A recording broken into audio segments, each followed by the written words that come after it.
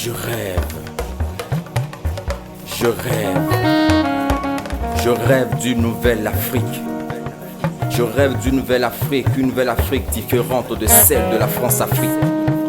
Je rêve d'une nouvelle Afrique, mais pas celle laissée par Sarkozy, qui a vu froidement tomber Kadhafi. De Charles de Gaulle à Macron en passant par Chirac, où exproprier l'Afrique, la France a toujours prévu des racks. Je rêve d'une nouvelle Afrique, mais une nouvelle Afrique voulue et prônée par Sankara. Une nouvelle Afrique, celle pour qui ils ont fait assassiner Patrice Lumumba. Je rêve d'une nouvelle Afrique, mais pas comme celle qui s'entretue et qui se divise, mais d'une nouvelle Afrique qui prend le contrôle de son destin économique en main avec une seule devise. Pas cette Afrique qui fait courir ses fils dans tous les sens, sous la pression du bout du canon, sous l'ordre de ces phallocrates qui ont la défagie du pouvoir et du pognon. Je rêve d'une nouvelle Afrique qui ferme et n'érige plus jamais chez elle des hécatombes, qui dépose ses armes, toutes ces milliers de missiles qui sur ses fils tombent. Une Afrique de paix à laquelle ne cesse de nous appeler sa forme de revolver, dont le bout et l'objectif sont restés enfoncés dans la terre, parce qu'il a pour détente le Bénin qui est un pays de paix. Pays de paix, pays gâchette, nous partirons son envol et son éveil. L'envol, l'éveil et l'orgueil de l'Afrique et le monde qui s'en étonne et s'en émerveille. Une Afrique nouvelle où ne ruisselle plus du sang, mais plutôt de l'eau potable, où les tests sont légiférés pour l'intérêt de tous, avec des régimes démocratiques stables, qui libère sa presse qu'elle a toujours bâillonnée, qui libère ses opposants politiques qui jusque-là sont restés incarcérés. Une Afrique nouvelle qui retisse son tissu familial et où se restaure l'amour, la fraternité et la solidarité. Une Afrique qui recuse le suivisme et l'assimilationnisme et qui retourne à son originelle identité.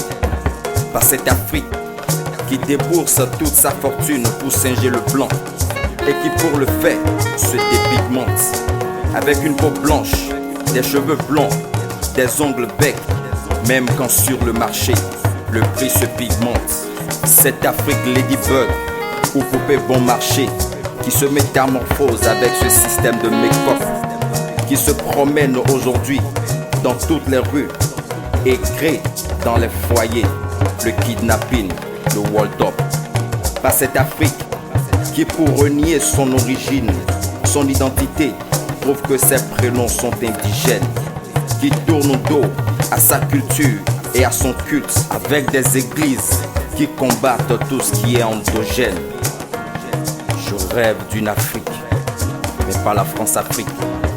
Je rêve d'une Afrique, pas celle de Sarkozy, qui a tué Kadhafi.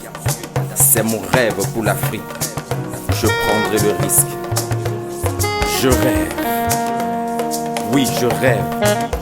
Je rêve d'une nouvelle Afrique qui fait du droit à l'instruction une priorité, qui investit davantage dans la construction des écoles, des hôpitaux et dans la sécurité, qui éduque et enseigne ses enfants dans ces langues afin qu'ils en deviennent des griots, des paroliers, qui garantit à la veuve et à l'orphelin et aux citoyens africains lambda les 3 repas journaliers.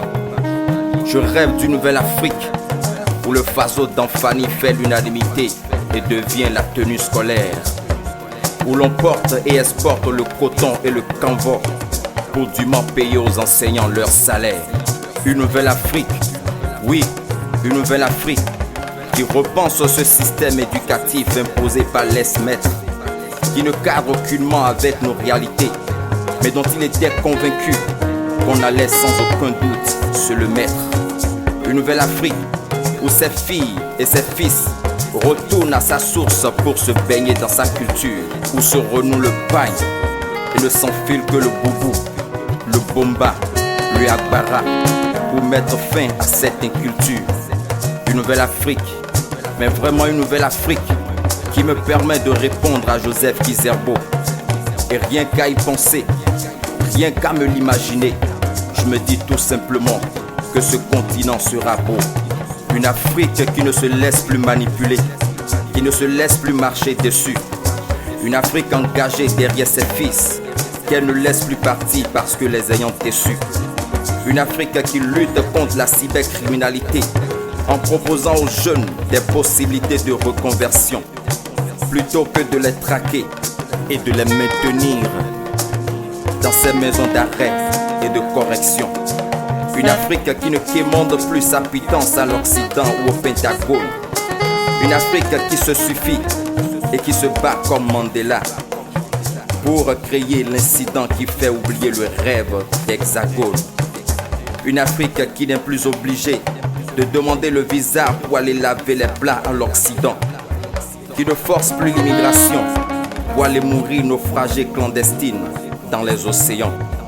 Une Afrique consciente et confiante de la richesse de cette terre et de ses ressources minières.